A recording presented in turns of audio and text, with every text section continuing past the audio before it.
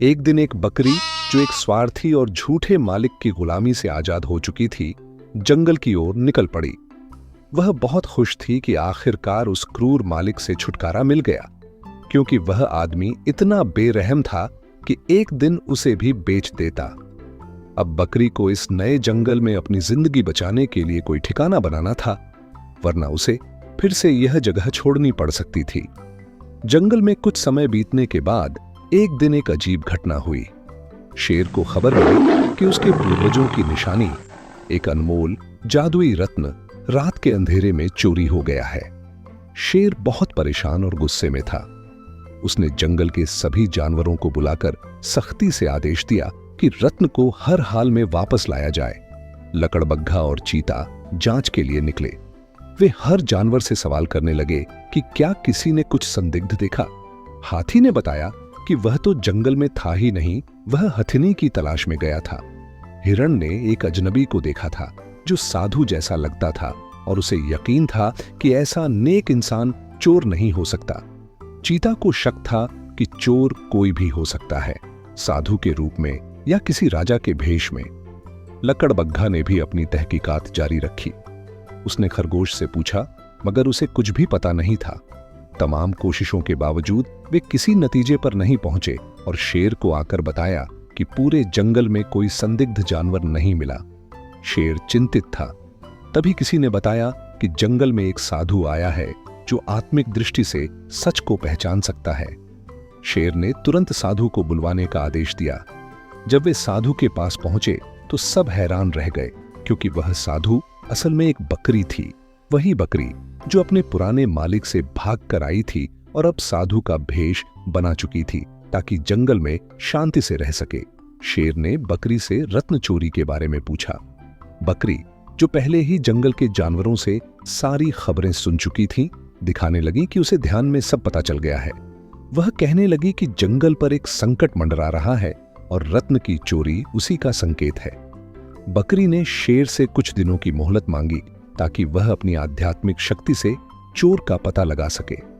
शेर ने उसे 2 दिन की मोहलत दी। इसके बाद शेर फिर बकरी के पास गया, मगर बकरी ने सीधे जवाब देने की बजाय कुछ सवाल पूछे, जैसे क्या शेर के अलावा किसी और ने वह रत्न देखा था। शेर ने बताया कि रत्न को हमेशा छिपाकर रखा गया था ताकि कोई उसकी नकल न बना सके। बकरी ने सुझाव दिया कि अगले दिन सभी जानवरों की सभा बुलाई जाए, वहां वह सबके सामने चोर का पता लगाएगी। अगले दिन सभी जानवर इकट्ठा हुए और बकरी ने ऐलान किया कि उसकी आध्यात्मिक शक्ति अब इतनी बढ़ चुकी है कि अगर कोई सोता है तो उसे तुरंत पता चल जाएगा कि वही चोर है। यह सुनकर सब हैरान रह गए, लेकिन बात का असर हो गया। सभी जानवर अगले दिन और अधिक सतर्क होकर चले गए। इस प्रक्रिया को 2 दिन बीत गए। शेर बकरी की चुप्पी से परेशान होने लगा। तीसरी रात लकड़बग्घा खुद शेर के पास आया और उसने शक जताया कि हो न हो बकरी ही चोर है, क्योंकि वह बाहर से आई है और कई दिनों से सबको बहला रही है। शेर ने नरमी से जवाब दिया कि अगर बकरी चोर होती तो वह अब तक यहां से जा चुकी होती। उसके रुकने का मतलब है कि वह सच में मदद करना चाहती है। इसी दौरान बकरी ने रात के समय जंगल में ध्यान से देखा। उसे भीड़ में खड़े लकड़बग्घा और लोमड़ी नींद में झूलते हुए दिखाई दिए। बकरी ने अगले दिन सबके सामने ऐलान किया कि चोर वही है, लकड़बग्घा और उसकी साथी लोमड़ी। लकड़बग्घा तुरंत चिल्ला पड़ा कि वह चोर नहीं है और बकरी झूठ बोल रही है, लेकिन बकरी ने तर्क दिया कि उसकी आत्मिक शक्ति ने दोनों को नींद में देखा और यह बात साबित हो गई कि वही चोर हैं। लोमड़ी सच में गहरी नींद में थी और लकड़बग्घे के मुंह से भी सच निकल गया। वह चिल्ला पड़ा और लोमड़ी पर बरस पड़ा कि अगर वह नींद नहीं लेती तो आज बकरी को चोर साबित किया जा सकता था।